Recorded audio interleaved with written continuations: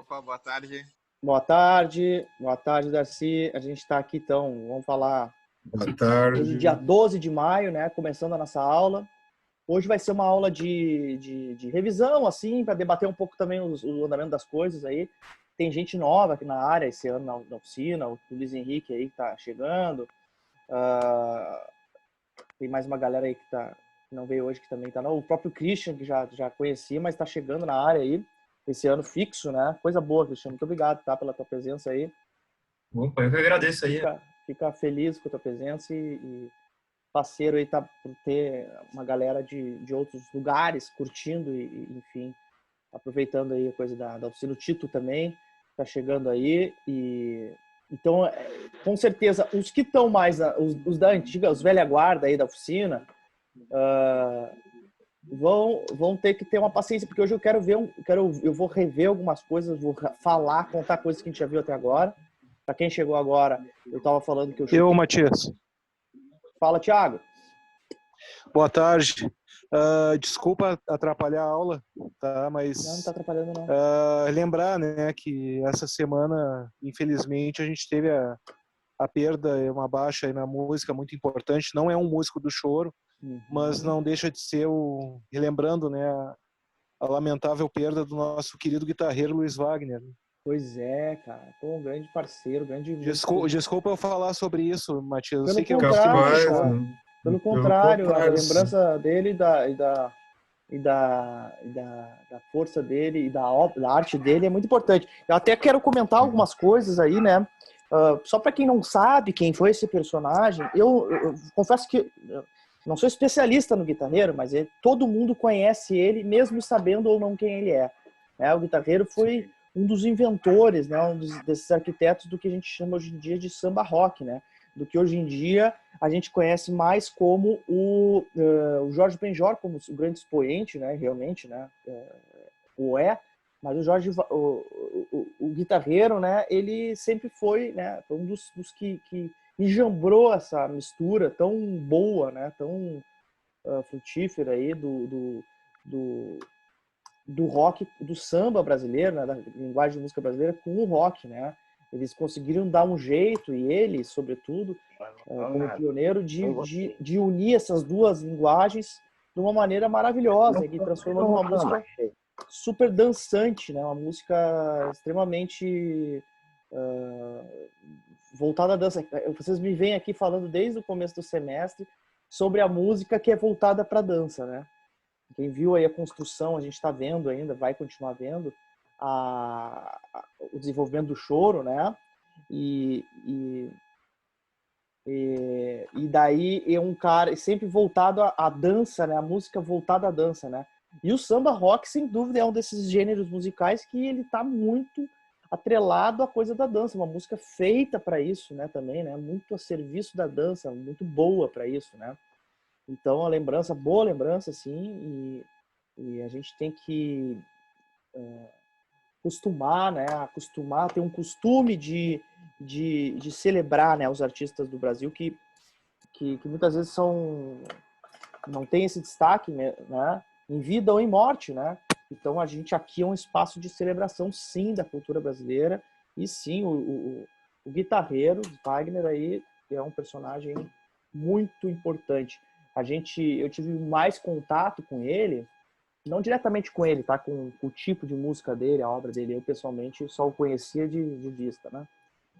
No AfroSul Odomodê, né? Para quem não sabe, existe um centro de cultura negra em Porto Alegre chamado AfroSul Odomodê, né? Fica na Ipiranga, 3850. E eu sei o endereço de cor porque eu toquei 10 anos lá, praticamente, né, com o Central do Samba, que é uma roda de samba muito boa aqui de Porto Alegre, que ainda existe, mas agora tá meio parada nos últimos tempos, mas com certeza depois da pandemia e a vontade de tocar, a gente vai estar de volta. E lá eu aprendi muita coisa, né, e só aumentei a minha admiração e o meu respeito pela cultura afro aqui no Rio Grande do Sul, né? Lá eu aprendi que a cultura afro no Rio Grande do Sul no Rio Grande do Sul a gente tem dos lugares onde mais tem cultura africana, afro-brasileira, né? Um dos motivos, né, pelo menos dito por eles, pela tia Yara, pelo Paulo Romeu, pelo falecido Sato, que era meu grande amigo, meu grande parceiro. Um dos motivos falados por ele é uma situação muito curiosa, de que na época da escravização, né, se traziam muitos africanos para Pelotas, né, como forma de castigo nas charqueadas. E nas charqueadas, então era quase que o último destino, né, para muitos desses africanos que eram escravizados. E levavam como castigo ir para as charqueadas. Quem é de fora aí, do Rio Grande do Sul, as charqueadas era Pelotas, aquela região de Pelotas, onde se fazia o charque, né? Eram fazendas enormes, era uma indústria do charque, onde a carne era conservada através do sal. Num ambiente totalmente inóspito, muito frio e úmido, e no sal, né? Então a morte era iminente. Essa situação horrível, né? Mas que deve ser lembrada para que a gente nunca repita bizarrices dessas, né? Absurdos desses. Essa situação acabou por proporcionar um emaranhado, uma teia, uma complexidade de religiões no mesmo lugar, de nações, né, de origens, né, de africanos, afro-brasileiros que vinham de várias nações e se reuniam ali. Então, a Pelotas, a região de Pelotas, e que também estou falando através das palavras do mestre Paraquedas, mestre Griot, aqui, muito amigo meu, compositor de samba também, vocês têm que conhecer. Ali se criou um ambiente né, com muitas religiões africanas convivendo, né, porque essas pessoas que estavam lá eram de diferentes origens. O Léo conhece mais essa história, depois eu vou falar um pouco mais sobre isso, Léo. Faz os teus apartes aí, tá? Pelotas ali, a região, tá, Léo? E aí o que acontece? Virou uma região riquíssima de informação sacra, vamos dizer assim, africana. Até hoje, a gente vai para Pelotas, tem terreiro de muita religião diferente africana, né? Religiões até que a gente não conhece muito, não são... Doutor, teu áudio tá dando um barulhinho.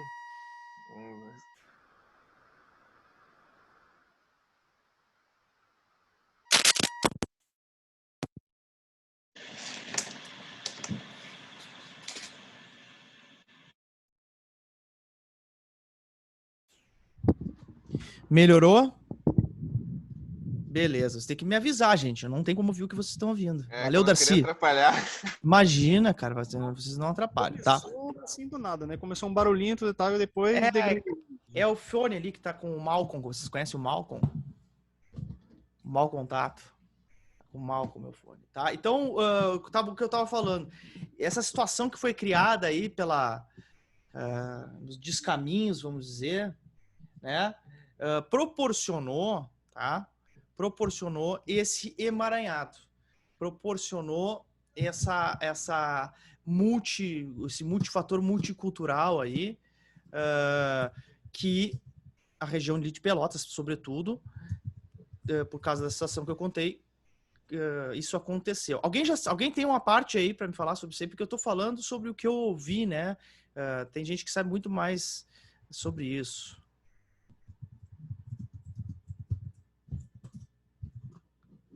Ninguém?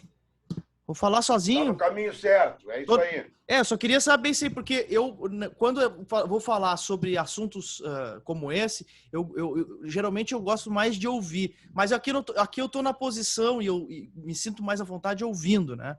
Mas eu tô na posição de falar aqui, então eu tô só compartilhando o que me falaram. Tô sendo porta-voz, tá? Não tô...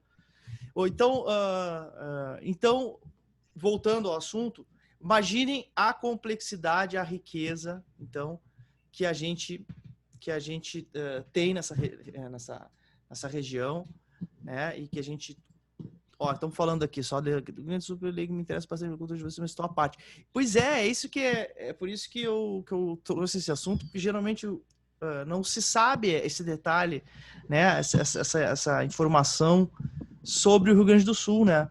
Não se sabe, muitas vezes as pessoas desconhecem, né, a cultura afro-brasileira aqui no Rio Grande do Sul, né? Geralmente se fala muito da Bahia, do Rio de Janeiro, mas o Rio Grande do Sul também tem uma cultura riquíssima aqui, né? Muita coisa, muita arte, né? Muita cultura. Matias, Eu lembrei também, sabe o quê? Do Supapo, né? Que foi criado ali pelo Giba, né? Que o Giba também é de Pelotas. Baita lembrança, Rô. Agora tu falou de uma coisa ancestral. Olha só, aqui a gente tem aqui um tambor gaúcho, tá? A gente tem um tambor inventado aqui no Rio Grande do Sul. Esse tambor é da classe dos tambores, né? Esses tambores africanos é o maior de todos, né? Que se conhece, e ele se chama sopapo, né? O sopapo é um tambor cônico de 1,5 m de altura, mais ou menos, né? E foi usado, parece, que começou a ser utilizado também nas fazendas para tocar o gado, né? Aquele tambor que era utilizado como comunicação para fazer a regimentação ali do gado e também musicalmente. Ele tinha essas multifunção aí. E chegou a ser parte do Carnaval de Porto Alegre, tinha alas, né, de sopapo, né? Andou meio esquecido faz uns tempos e foi reconectado totalmente com a nossa cultura através de uma galera aí que tem o Quilombo de Supapo, outros músicos aí que retomaram, né? Sobretudo o Giba, né? Giba, que é um personagem, né, central aqui, né? Desses griots que passaram por aqui, Mestre Borel também, né? O sopapo, então, é um tambor gaúcho, né? Assim, de origem daqui e que é super lindo. A gente fez uma gravação esses tempos aí, usamos ele numa gravação de um disco. É um tambor muito grave, super difícil de ser captado também e tem um som único, né? Tem uma função muito particular. Eu recomendo vocês a conhecerem para saberem um pouquinho mais dessas características, né? Eu tô lendo o chat aqui, tem bastante coisa. Paulo Roberto Rodrigues Soares, olha aí. Que assim, é a coisa, o Luiz Henrique comentou, claro, o racismo faz isso, né? O que se fala muito sobre a herança europeia, né, do Rio Grande do Sul, que existe, sem nenhuma dúvida, né? Mas a herança africana, riquíssima, que se fala muito menos, né?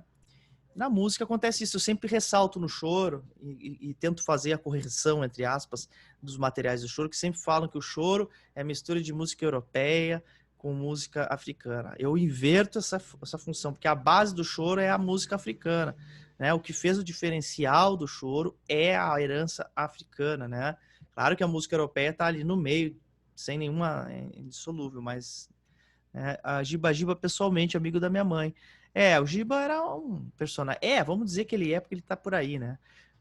Só não tá mais nessa dimensão. Fazia papel de espantalho nas lavouras para espantar aves e outros animais. Olha aí, ó. É multifunção. Eu falei, o tambor é multifunção, porque quem conhece o tambor, ele é muito intenso, tá? É um tambor de 1,5 m, sei lá, cônico, de couro, né? Couro de boi em cima. Então, imagina a paulada que não é. Eu queria ter visto no Porto Seco, não era nem Porto Seco, na época do Carnaval do Centro, que tinha as alas dos supapos, devia ser bonito ter uma aula inteira de carnaval com o supapo, né? Muito legal. Deixa eu ver se eu pulei alguma coisa aqui. Aí tá, beleza. O assunto foi longe. Tá, então... Hoje era, então, essa história da gente dar uma retomada aqui, uma revisão de algumas coisas que eu entrei, tá? Durante esse período desses primeiros meses, tá? Fiquei feliz que tem uma galera que tá vindo de fora, tem uns que vieram, não estão mais vindo, mas daqui a pouco vem de novo. E nós conversamos, estamos fazendo aqui no Novos Chorões desse ano, um caminho, tá? Refazendo, né, os passos do choro, da sua origem até a primeira, segunda, terceira geração, tá? Ó, aí, ó, tá cheio de link aí, mais sobre o supapo, tá rolando aí. Antropologia rende pra caramba. Eu vou ressaltar, eu não sou antropólogo nem historiador, tá, gente? Eu brinco aqui falando, são histórias minhas, às vezes, né, mas eu deixo esse papel para eles. Eu sou músico, conto essas histórias, minha perspectiva de músico, tá? Só para daqui a pouco alguém sai falando, Matias, você tá falando como historiador Não, eu sou apenas, né, a minha perspectiva aí, vocês estão vendo apenas a minha perspectiva de músico, que tive a sorte, né, o privilégio de estar junto com uma galera dessa, falando do AfroSul do Modê, né? Onde eu aprendi muito sobre isso, com muito respeito, muita consideração, levo a palavra da Tia Yara, né? À frente, gosto muito da turma, e a gente tocou bastante tempo lá, tomara que agora na volta aí da pandemia a gente possa fazer essa caminhada aí. Matias, Fala, Renato, depois o Léo fala, pode falar. Uma dúvida. pô, apareceu a Margarida aí? Apareceu? Tá de volta?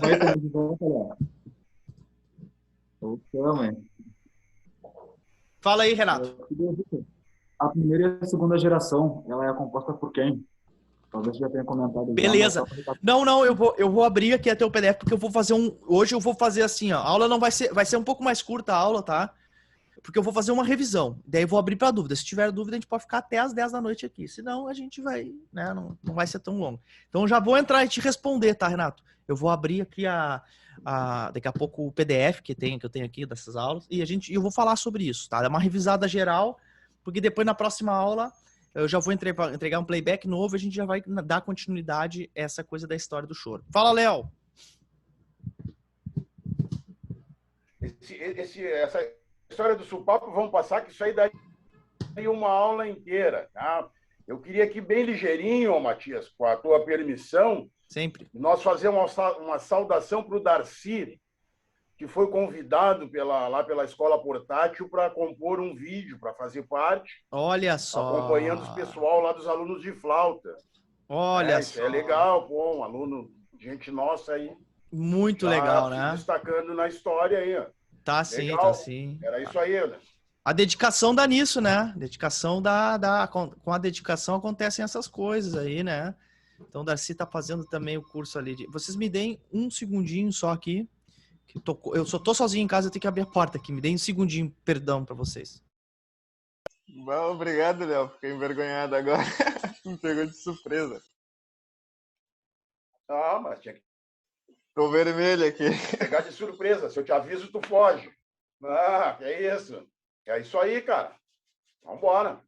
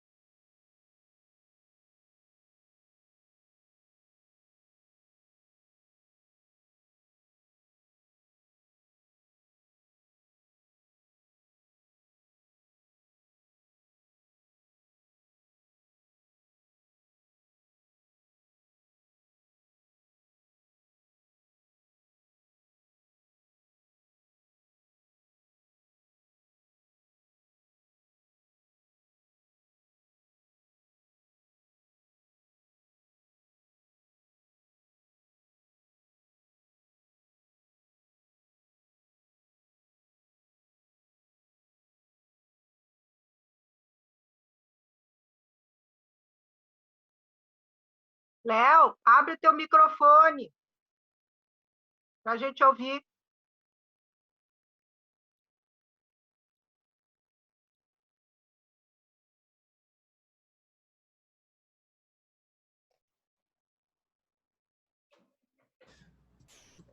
Peço desculpas aí, gente. São as coisas da pandemia. O pessoal tá em casa sozinho, toca a campainha aí, tem que abrir, tem que pegar a entrega aí, senão não chega a entrega. Tá? Então peço desculpas pra vocês. Vamos retomando aí, achei que já chegou mais gente aí. É isso aí, imagina. Não tem o que fazer, né? Quando a gente quando tava na aula, não tava em casa.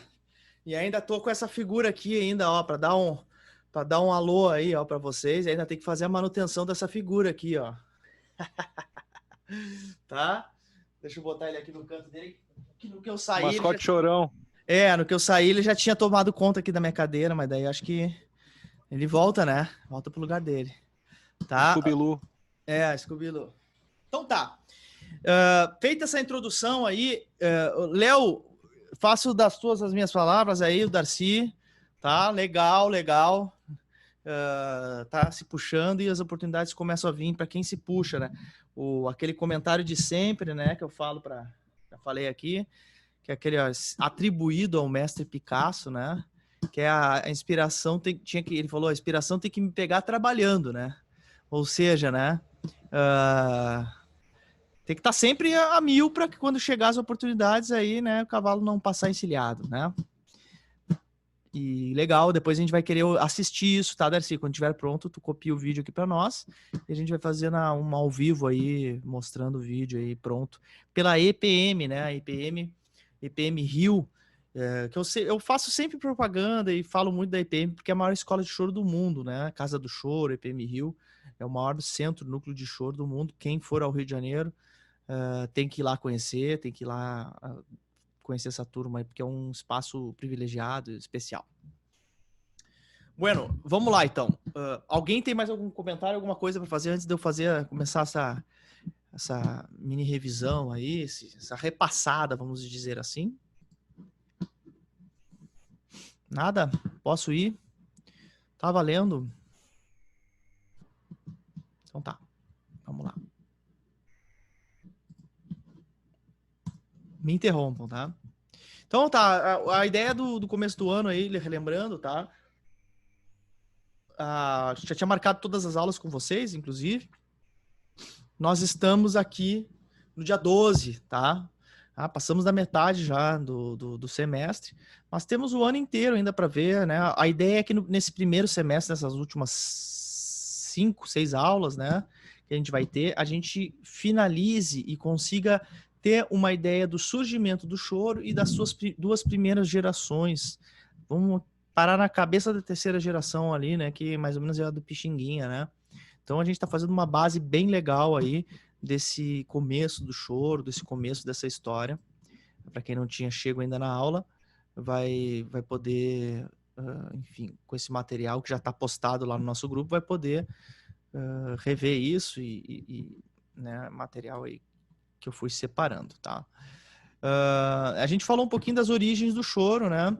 Então, sobre as origens do choro, a música urbana, né? A coisa da família real, né? A adaptação da música sacra africana, coisa do indígena, né? O europeu, né? Toda essa adaptação, e começa com essa adaptação da polca, que era uma espécie de rock, né? Naquela época, vamos dizer assim. Acho que o rock é uma boa comparação, vamos dizer, que era uma música que estava rolando no mundo inteiro, cada um fazia da sua maneira, né? Então, a polca aconteceu isso, né? A polca foi uma música uma dança, né? De salão que se espalhou pelo mundo, né? E cada uma das regiões, né, do mundo, cada uma dos continentes ali foi se apropriando de uma forma ou de outra, né? A nossa forma foi uma forma muito especial, então, por causa desse ambiente misturado, né, que possibilitou essa mistura, principalmente da mistura da cultura sacra africana para dentro dessa música, né. Pensem que o choro, a música, era um ambiente em que, de certa forma, se possibilitavam alguns intercâmbios, né, em que outros ambientes eram totalmente impossíveis. Às vezes, na música, esse intercâmbio rolava, né? Então, é o que eu falo sempre, a imagem do começo do choro que eu gosto de colocar para vocês é a imagem daquele piano, aquele pianista lendo aquelas polcas, né, com partitura, e aqueles músicos em volta, violonistas, cavaquinistas, pandeiristas em volta ali, em pé, acompanhando de ouvido, sabe? E aquela mistura ali dessa situação, né, do cara tocando de partitura e aquele outros caras ali acompanhando na hora de ouvido, é a cara do choro até hoje. Pois foi isso que aconteceu, principalmente no Rio de Janeiro ali, Rio de Janeiro capital, né, a partir da virada ainda, depois do começo da República, né, foi a virada, bem nos últimos anos de império para a república, né? Estamos falando de século XIX. Falamos um pouco sobre as origens, né? Então, sempre se fala da polca e do lundu, né? Então, o lundu também é essa origem bem importante, tá? É essa origem africana. Daí tem várias citações do lundu como uma prática ritualística, né? Como culto religioso, né? Como dança, né? Então, esse complexo que é o lundu e que desemboca, né? Que vai virar uma base do choro. É difícil a gente mostrar e remontar hoje em dia o que seria esse tal do lundu, assim, até porque provavelmente o próprio violão não era um instrumento que estaria sempre, né, nessa coisa do lundu, né, nessa prática, né, o violão não necessariamente era esse cara, mas assim, a gente pode dar uma ilustrada, então, algo como isso, né.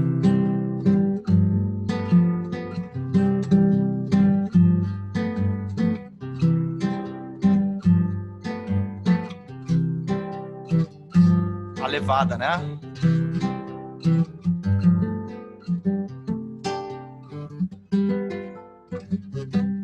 Era aquelas músicas que o que também se chamava de modinha, né? Algumas músicas que eram músicas populares, músicas de rua, né? O lundu, essa música dá mais a tradição africana ali, e que um bom exemplo pra gente ver, e eu coloquei ali para vocês depois, se vocês ouvirem, é o Isto é Bom, tá? A música que é a primeira música gravada no Brasil, tá? Um lundu também, né? Do Xisto Bahia, cantada pelo cantor baiano ali. Você é bem bom de ouvir para ter uma noção do que eram esses lundus, do que eram essas levadas aí. Então eu citei isso. E ainda coloquei aqui no material, depois se vocês verem a aula do Jaime Violi, que daí aprofunda assim, muito, tá? Aprofunda muito essa história do lundu, fala sobre coisas assim que a gente não imagina, e eu recomendo, esses links estão ali nesse material. Vocês têm que assistir isso, porque quem quer saber de base de música brasileira, do começo da música brasileira, tem que saber sobre lundu. Lundu é a base, tá? E a gente sabe muito pouco, até porque se retratava, né? Se retratava muito pouco, tá? Que tipo de instrumento se usava nessa época? Olha, ali, né, por exemplo, tem uma figura aqui, olha, que tá aqui nessa gravura, tá? Que tem um alaúde rolando ali, ó. O Moritz, o Rugendas, né? Que é um cara que retratou, né, essa época, porque a gente tá falando do século XIX ainda, tá, gente? Do começo do século XIX. Então não existe fotografia, né? Óbvio que não existe gravação nem vídeo, né? A gente está falando de artistas pintando e viajantes, né? Como Saint-Hilaire, como diversos viajantes que iam para diversos lugares do mundo e retratavam esse lugar, né? Através de depoimento, através de pinturas. Então é assim que as fontes sobre o que a gente sabe são estas, né? Por isso que é muito difícil de falar, por exemplo, de como era a música, né? Porque boa parte da música brasileira do século XIX e XX, ela foi retratada a partir de partitura, né? Partitura. Muito disso foi a partir da escrita musical. Só a partir da virada do século XX que vai começar a se gravar, mas ainda o percentual era muito pequeno de gravação, né? Do que se produzia. Então a nossa história musical, ela está basicamente contada sob a perspectiva oral, que é a principal, né? Mas que nem sempre a gente tem acesso, e a perspectiva da escrita musical, né? Então se achou algumas coisas, tá, de lundus, que a partir disso, desses documentos que se acharam, se criou a partir disso que se criou essa referência do que seria essa música, tá? A pergunta do J7, de que instrumentos seriam esses? Instrumentos de percussão, sem dúvida, instrumentos como o alaúde, né, quem sabe já o violão, né, não se tem uma certeza assim, sobre isso. Aliás, se tem muito mais incerteza do que certeza sobre esses períodos, né? O que se sabe é bem pouco. Aí a gente salvou aí o Rugendas, que é um pintor aí que era um viajante também que retratou bastante, né? Salvou algumas dessas informações para nós, ainda bem. trouxe a informação para vocês sobre a modinha, né? A modinha, né? E do padre Joaquim, o padre Domingos Caldas, né? E toda essa história dessa música. A modinha também é uma música popular. Difícil de ser, assim, concluir como era a modinha, né? Porque era um complexo de músicas populares que os caras olhavam assim. Tem a música erudita, que daí tinham vários nomes e tudo, e tem aquela música ali que tava rolando ali na rua ali, que é uma modinha, entendeu? Ou aquilo lá, os Lundu daqueles caras lá. Era mais ou menos isso que rolava. Isso se entende quando a gente vai ver alguns materiais, depoimentos, vai se entender que era uma terminologia que se dava para tudo que era música popular da rua, né? Mas às vezes era um cara de outro país, uma música totalmente diferente, né? Um cara de, sei lá, a própria África, né? Que não é um país, né?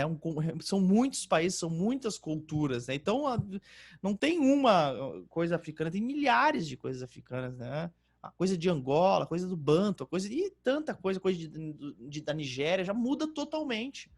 Né? Então, por isso que a gente tem esse complexo, né, de coisas. E os caras, de certa forma, botavam tudo no mesmo saco e diziam, aquilo ali é modinha, aquilo ali é lundu, né? A viola, falando da viola de arame, né, que é uma... o Tito botou aí, com certeza rola, essa viola de arame, que o próprio padre Domingos Caldas tocava esse instrumento, era essa viola de arame, que era uma pré-viola caipira que a gente conhece hoje em dia, né? Então, realmente, também é um instrumento. Mas, assim, não é minha especialidade, essa coisa da história dos instrumentos musicais, tá? Eu tô falando mais em cima do que eu vi, assim, em termos de depoimentos ali, tá? Vamos passar aqui. Então, o padre Domingos Caldas, bem legal.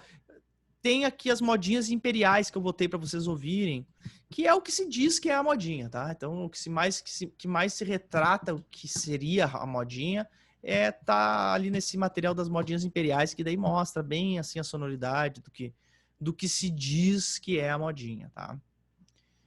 Deixa eu ver se tem mais alguma coisa aqui. Não, acho que não. Só mais um segundo. Tá. A partir disso, tá? A gente vai daí respondendo agora, depois de bastante tempo, a pergunta do Renato, tá? Vamos fazer uma coisa assim bem cronológica, tá? O Henrique Alves de Mesquita, compositor do batuque, compositor de alguns tangos, enfim, menos conhecido que todos esses, é cronologicamente o primeiro compositor do choro, o primeiro cara do choro, tá? Ele é do começo ainda, da primeira metade do século XIX, né, 1820 e tantos. Ele tinha 20 anos menos que a Chiquinha Gonzaga, tá? 30 e tantos menos que o Ernesto Nazaré. Ou seja, é o primeiro cara, cronologicamente, a que a gente conhece, tá? Então, esse cara aí também é bem legal da gente conhecer mais algumas coisas. As músicas deles, tangos, né? É o primeiro cara a usar tango também. A palavra tango, a baneira que ele coloca ali como dizendo que as músicas dele ele é o primeiro a utilizar, tá? Então, bem pioneiro. Então, vamos falar dessa primeira geração, né? Grudado nele, então, a geração da Chiquinha, a geração do Calado, né? A geração do que tu tinha falado ali antes, do Ernesto Nazaré, que já é a ponta dessa geração, né? Daí vai surgir a geração do Anacleto de Medeiros, né? E daí, mais ainda, um pouco assim, né? O da do Pixinguinha. Então, essas são as figuras principais que eu acho que vocês poderiam se nortear. Né? Eu acho assim, vamos... Porque se a gente for entrar em todos os nomes, fica muito grande a coisa, tá? Mas vamos ver assim, ó. O pioneiro, esse Henrique Alves de Mesquita, tem que se conhecer, tá? A Chiquinha, sem dúvida. Chiquinha, enfim.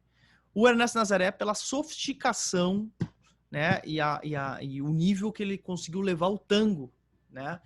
O tango que é tango brasileiro, ele conseguiu levar a um nível máximo já na época dele, né?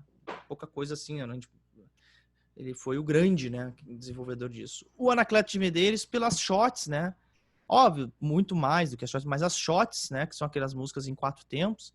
O Anacleto de Medeiros, né, sem dúvida a gente vai colocar ele como referência, assim, né? E o Pixinguinha com os choros mesmo em si, né? Então, se a gente quiser botar, assim, distribuir alguns nomes, né, para concluir, para reduzir e, assim, ilustrar essas primeiras gerações, eu acho que esses nomes são fundamentais e já dão conta de mostrar esse universo do choro inicial, tá? Então acho que deu mais ou menos respondi a tua pergunta, eu acho, né, Renato? Acho que mais ou menos a gente foi em cima do que tu perguntaste. Deixa eu ver se eu tinha mais uma parte aqui, deixa eu ver se eu acho.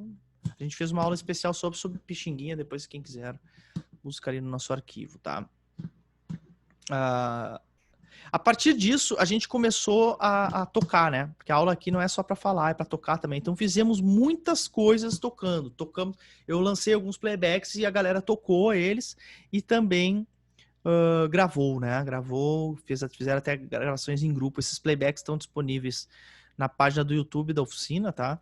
E são feitos para isso, para começar a desenvolver, mesmo para quem está começando aí na área do choro, são músicas mais acessíveis que estão à mão para que vocês possam começar, né, nesse ambiente do choro, tá? Até aqui, nada de pergunta? Tamo tudo certo? Aí, Darcy, Renato, Matias. Vamos lá. Fala, Thiago. Não, pois é, essas músicas que tu te refere, que são acessíveis, são as músicas do caderno da oficina, né? Não. Que tá lá no grupo. Não, essas são o caderno da oficina também são músicas que eu criei também playback, então tá rolando, a gente tá falando sobre ele, mas essas músicas são especificamente, eu vou pedir pro Duca que tá online aí, bota o link para nós, Duca, da página do YouTube para nós aí, que é esse material é especificamente de músicas que eu chamo de populares, né? Músicas que são choros, são canções, mas que a harmonia é um pouco mais acessível. Barracão, né? Os Pés de Santa Cruz, que eu botei semana passada. Me lembrem aí, gente, o que foi mais? Foi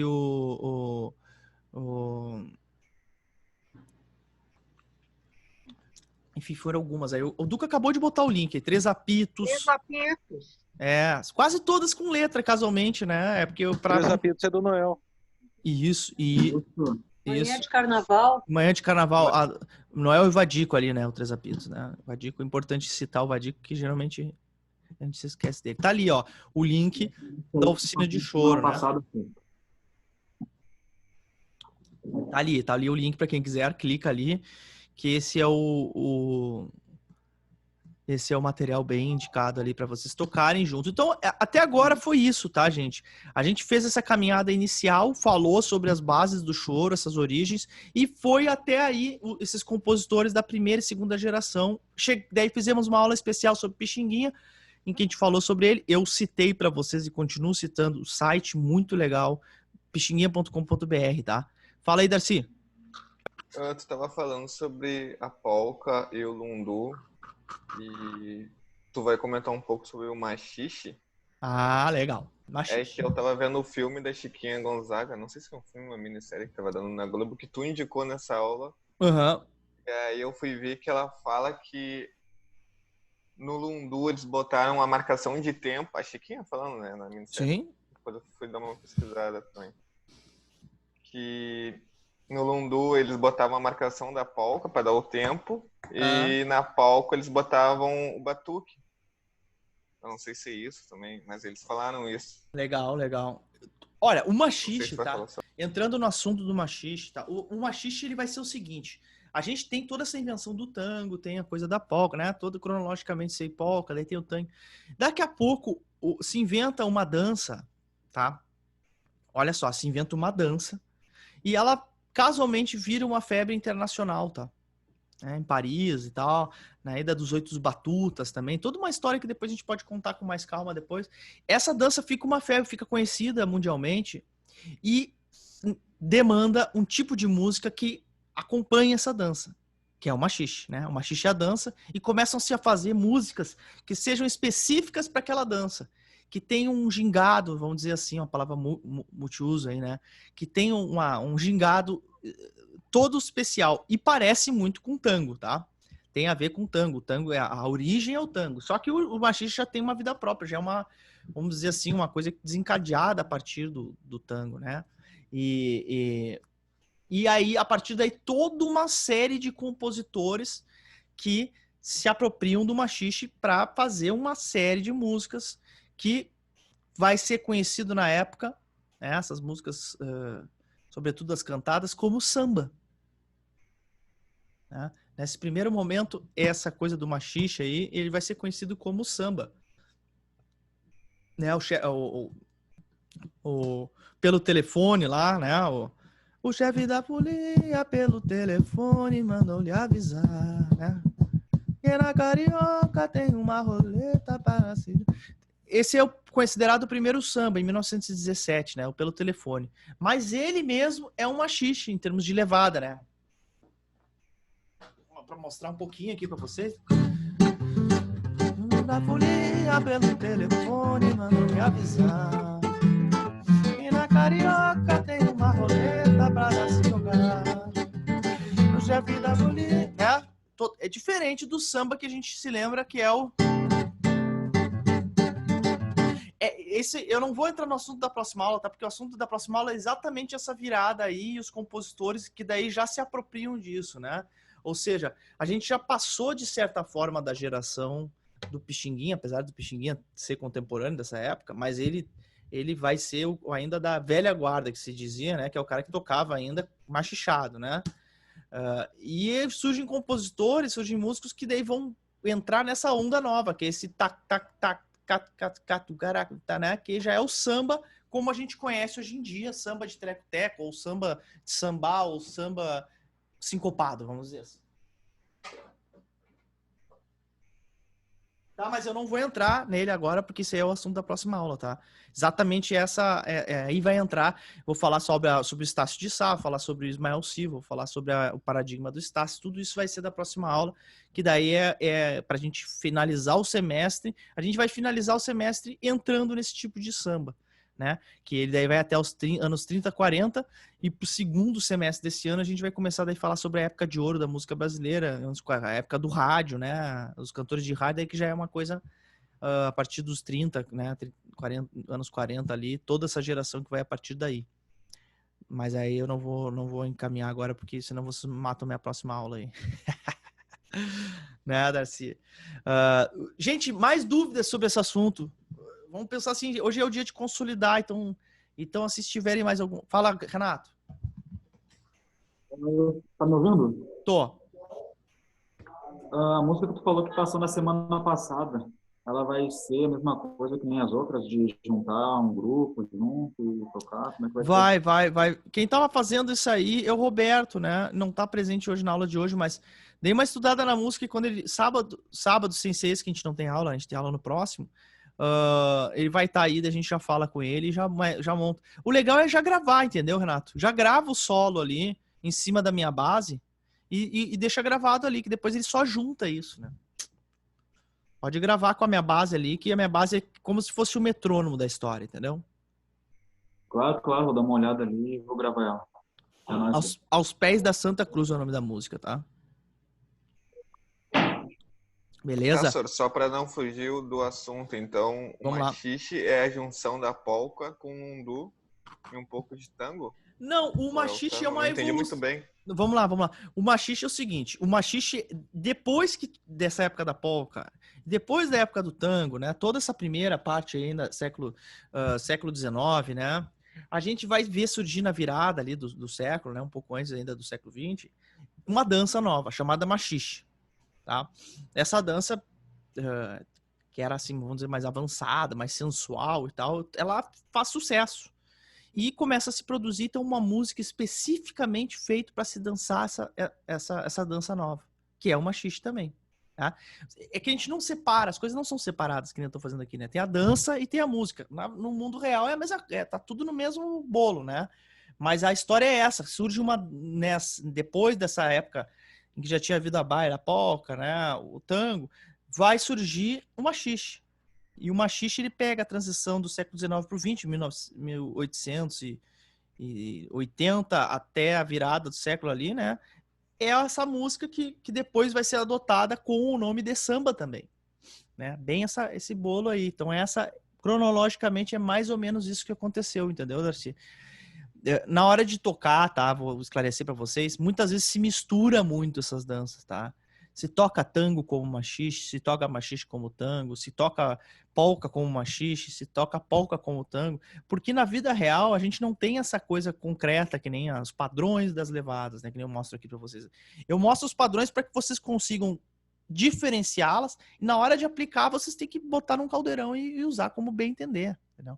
Não tem esse preciosismo, ó, isso aqui é uma polca, então é só tum, taradum. Não. A ideia não é essa.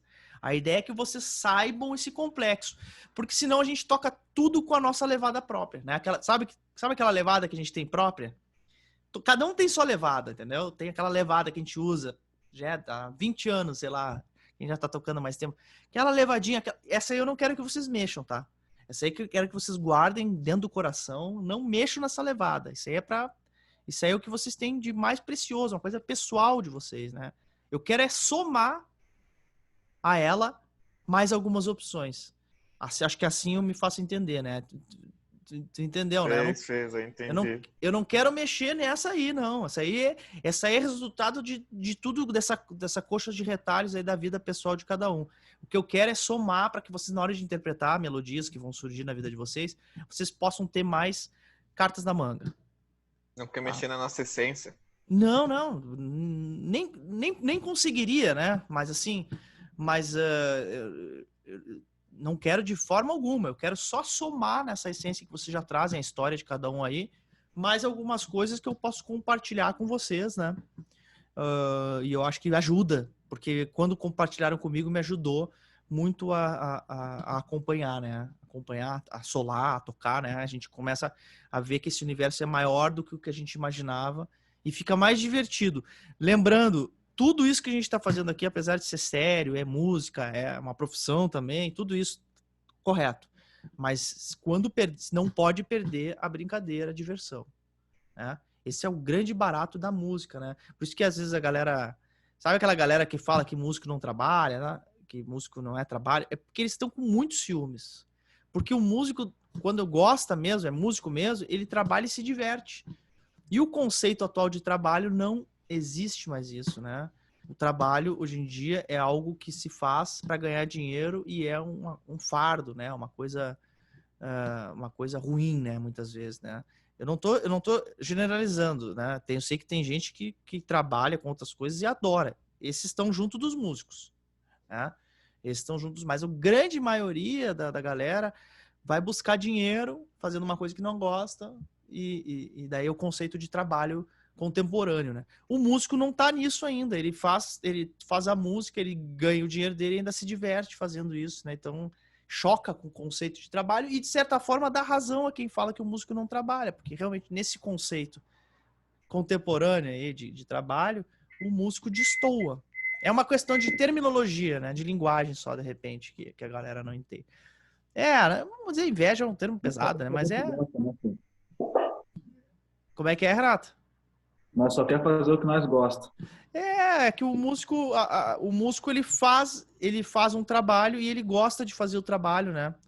Isso é difícil, né? De entender para certas pessoas que não gostam do seu trabalho e tem que fazer ele obrigatoriamente, né? Só para buscar o dinheiro.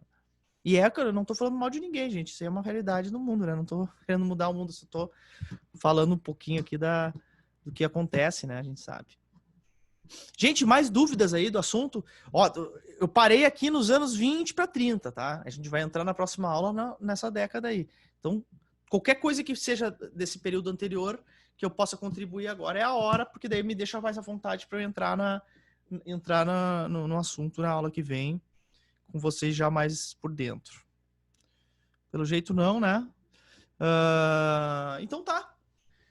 Vou dar um abraço a todos vocês. Esse sábado a gente não tem aula. Professor, tem uma pergunta ali no chat. Ali, ó, Opa, vamos lá. Aí eu gostei. Pergunta do leigo. Os shots, tá difícil, é difícil Paulo, de escrever mesmo, porque o shots, até vou escrever aqui, ó. SC. Olha só a escrita disso aqui, né? Sacanagem. Olha só. A escrita, pelo que eu conheço, é assim, tá? Muito ruim de escrever. SCH e SCH duas vezes na música, né? Meu Deus. Tá? A shots, né? Que chama por algum motivo também se fala feminino, a shots, ela sim vai dar origem ao shot nordestino e gaúcho. É uma música em 4 tempos, né? E ela como essas outras shots, né? O shot nordestino, né? E ela tem tudo a ver com essas outras aí. Cada o shot é muito legal para tu ver os regionalismos, né? As regiões, porque ela vai para o Brasil e cada região ela toma um corpo muito diferente, né? Aqui o shot gaúcho é muito específico, muito diferente do nordestino e muito diferente das shots também do choro. Eu, pessoalmente, gosto mais da shots do choro, tá? Porque ela é muito rica de harmonia. Estamos falando da escocesa, seria um modo da Escócia. Duca, eu vi falando isso aí, que a única coisa da Escócia que tinha essas shots aí é o uísque que eles estavam bebendo quando estavam fazendo. Agora, eu não sei se isso é verdade ou não, tá? Mas peguei a piada aí não sei qual foi o livro, o documentário que eu vi, tá?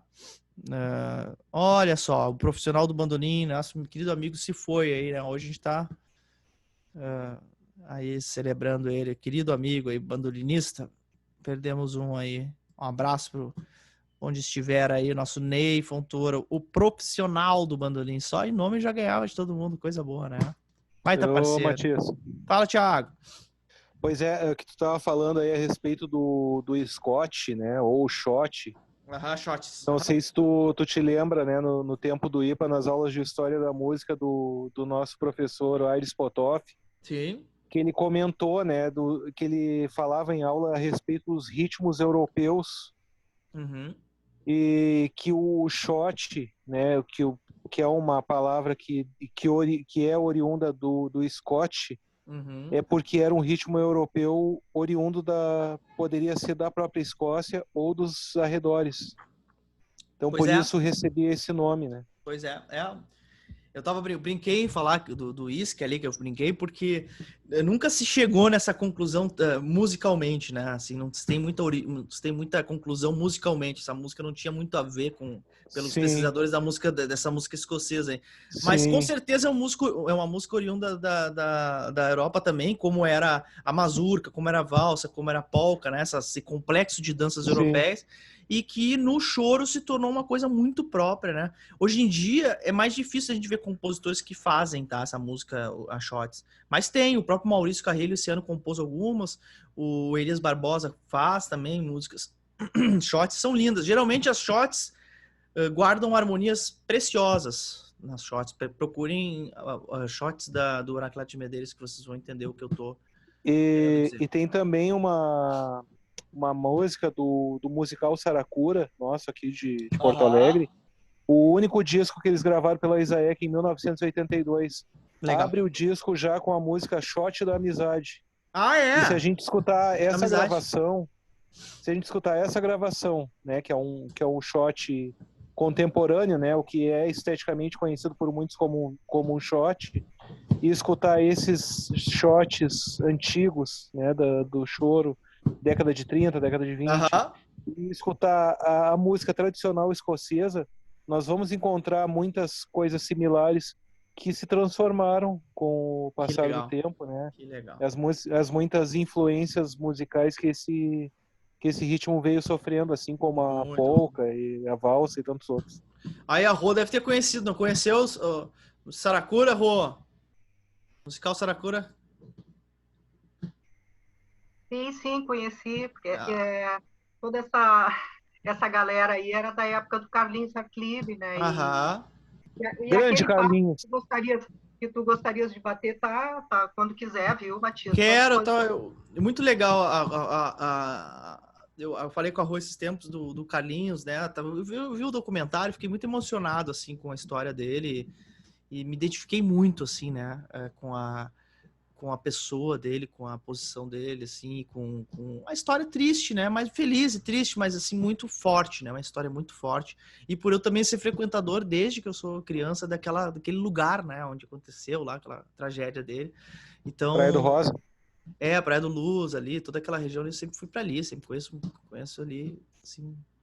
Matias, eu nem te conto a maior. Eu nem me conto. A respeito do Carlinhos Hartlieb, nosso professor também do IPA, professor Paulo Dorfman, ele conheceu o Carlinhos pessoalmente, né?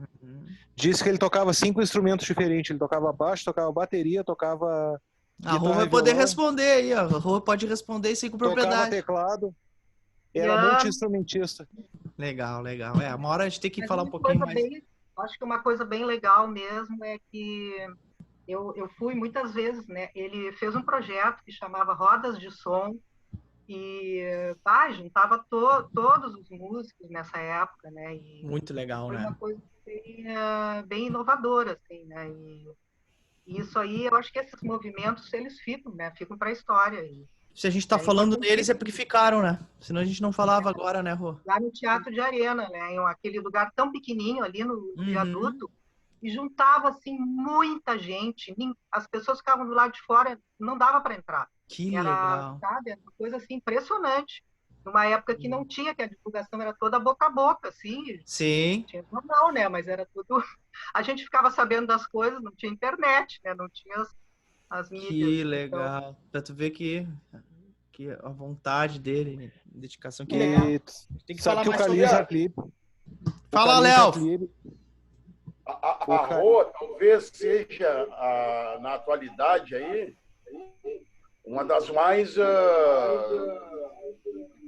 que saiba da obra do Carlinhos, né? Só deixa eu fazer uma coisa aqui, Léo. Tem que fechar um desses 2 teus que tá aberto aí. Tá, agora eu acho que deu. Tu fechou um áudio já. Deu, pode falar. Na época das rodas... Não, tem 2 usuários teus. Eu tô com... Tá, porque tá dando um eco quando tem 2 usuários abertos da mesma pessoa, dá esse eco aí. Mas fala de novo. Eu sou uma enjambração da... Não deu. Vamos fazer o seguinte, vamos combinar o seguinte, eu vou dar mais uma olhada aqui na obra aqui, eu vou ouvir mais umas coisas do Carlinhos e vamos ver, de repente a gente traz até alguma música aqui pra gente debater aqui e tocar ela, porque eu sei que tem coisas de música brasileira bem legais ali que ele fez. Vamos trazer à tona com mais propriedade aqui, porque tem gente boiando aqui no assunto, não conhece ele, então a gente fica numa conversa fechada. Vou botar aqui na minha agenda, vou trazer uma coisa aqui legal. Rô, se tu tiver alguma coisa que tu acha que pontual, que tenha mais a ver com a oficina de choro, me manda, vai depender de ti, então me manda um MP3 ou um link aí de alguma coisa que eu possa ouvir para eu transcrever e trazer, pode ser?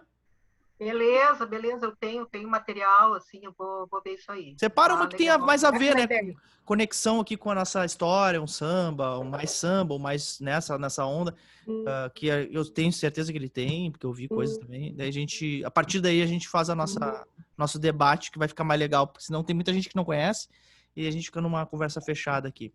Deixa eu falar para vocês seguinte, ó, a gente finalizou hoje, então, essa primeira fase, tá? Das primeira e segunda geração, tá? Eu vou falar a partir da próxima aula dos compositores da época, então, desde quando vem a história do samba, tá?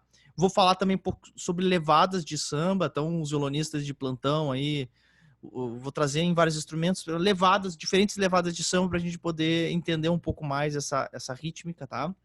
E quem ainda tiver pergunta e considerações sobre essa primeira geração, organize, porque a gente faz um momentinho para falar sobre isso antes da gente dar continuidade. Vou contar com a Rô, então, para ela me mandar alguma coisa especial do Carlinhos, tá? A gente traz para cá, eu gostei muito, até, né, vamos fazer esse papo a partir disso, de música, que é a parte mais legal, né? Que acho que a gente pode resgatar dele. O episódio é muito triste, né? E a gente vive um momento também muito complicado no sentido do que aconteceu com ele também, né? Então a gente fala sobre isso também, mas vamos começar o papo com música, que a música dele era coisa central, depois a gente aprofunda, inclusive bota o link aqui do documentário, que é muito legal, muito bem feito, é feito pelo um amigo meu também, o René Goy, acho que se não me engano, que foi que produziu aí o documentário, e muito legal, muito bonito, né? Aquelas curtas da RBS, né, na época, né? Tá bem, gente? Um abraço a todos aí. Nos falamos... Esse sábado não tem aula, tá? Porque é quinzenal o sábado. Nos falamos na quarta e depois na... É a véspera do teu aniversário. Essa é o domingo do aniversário. Parabéns, tudo de bom. Muito obrigado. Muita saúde. Parabéns. Obrigado. Uma boa tarde a todos aí. Muita paz para vocês. Boa tarde, Matias. Tudo de bom. Boa tarde, pessoal. Valeu. Boa tarde a todos aí. Muito obrigado. Boa tarde. Parabéns.